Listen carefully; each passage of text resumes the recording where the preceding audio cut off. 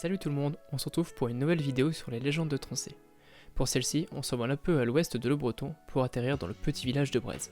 Au cœur de ce canton, nous pouvons retrouver un petit rocher placé en bord de route avec une empreinte assez spéciale. En effet, trônant au milieu de ce rocher, on distingue nettement un sabot ancré dans la pierre. Remontons désormais le temps pour comprendre d'où ce dernier peut bien provenir. Près du lieu-dit appelé aujourd'hui Le Pendu, à la sortie de la forêt de Tronchet en direction de Céry, une belle forestière, Esther, était courtisée par deux jeunes hommes, Maurice et Jean.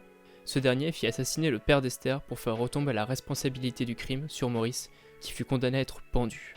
Esther savait son fiancé innocent, et, errant aux environs de Villejeau au comble du désespoir, elle se surprit à dire « Satan, Satan, viens à mon secours !» Et une voix lui répondit « Que veux-tu » C'était Satan lui-même.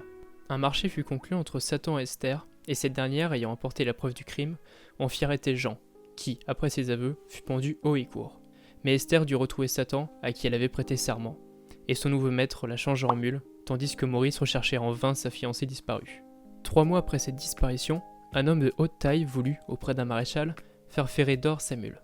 Au cours de son travail, l'ouvrier fut surpris d'entendre l'animal lui dire « Je suis une malheureuse jeune fille vendue au diable afin de sauver mon fiancé innocent. » Après ces propos, le maréchal exigea un prix très élevé pour le ferrage. Le diable, courroucé, car c'était bien lui le cavalier, donna un violent coup d'éperon à la mule. Sous l'effet de la douleur, la pauvre bête frappa si fortement de son sabot une grosse pierre placée derrière elle, que le fer s'y grava et laissa son empreinte. On l'y voit toujours au coin de la route de Monteloyer et du chemin qui conduit à l'église de Brèze. On l'appelle dans le pays le pas de la mule. Maurice, alerté, suivit les traces de la mule jusqu'à la porte d'une taverne qui portait pour enseigne les Chats Mignons, aujourd'hui renommés les Chats Mignous.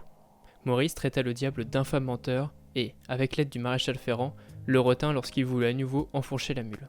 Sous l'effet des coups, Satan perdit ses droits et ses pouvoirs. Il libéra la mule, rendit à Maurice sa belle forestière, puis s'enfuit au sein de la forêt. Depuis lors, on a souvent essayé de combler le trou mystérieux du pas de la mule, mais chaque fois, il s'est trouvé vidé et nettoyé le lendemain. Voilà, c'est tout pour aujourd'hui, donc maintenant vous savez tout sur le pas de la mule. Je vous laisse et on se retrouve à bientôt pour une prochaine vidéo. Salut!